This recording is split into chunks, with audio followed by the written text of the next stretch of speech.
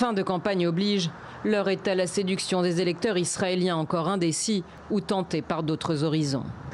Un exercice que le Premier ministre maîtrise à la perfection, comme samedi soir à la télévision lorsqu'on l'interroge sur le sort des colonies construites illégalement en Cisjordanie et leur possible annexion par Israël.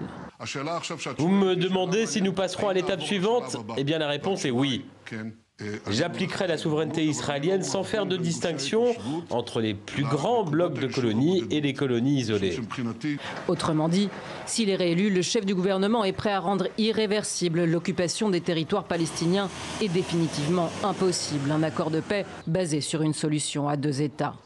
Une promesse de dernière minute à l'attention des électeurs attirés par les petits partis de droite dont le soutien lui est indispensable.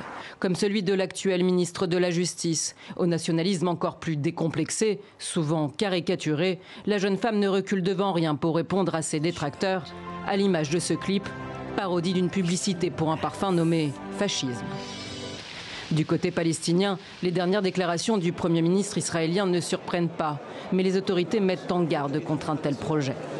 On s'y attendait. Cela fait 20 ans que Netanyahou fait ce genre d'annonce. Peut-être pas publiquement, mais cette fois il est encouragé par la politique de Donald Trump. Il y a 4,5 millions de Palestiniens. Il ne peut pas nous expulser car nous ne l'accepterons pas. Benjamin Netanyahou brigue un 5e mandat. Face à une gauche marginalisée, les derniers sondages placent ses listes au coude à coude avec celle du centriste Benny Gantz. L'ancien chef d'état-major de l'armée israélienne mise sur les problèmes judiciaires de son rival accusé de corruption pour le discréditer et convaincre ceux, encore nombreux, qui ne savent toujours pas pour qui voter mardi.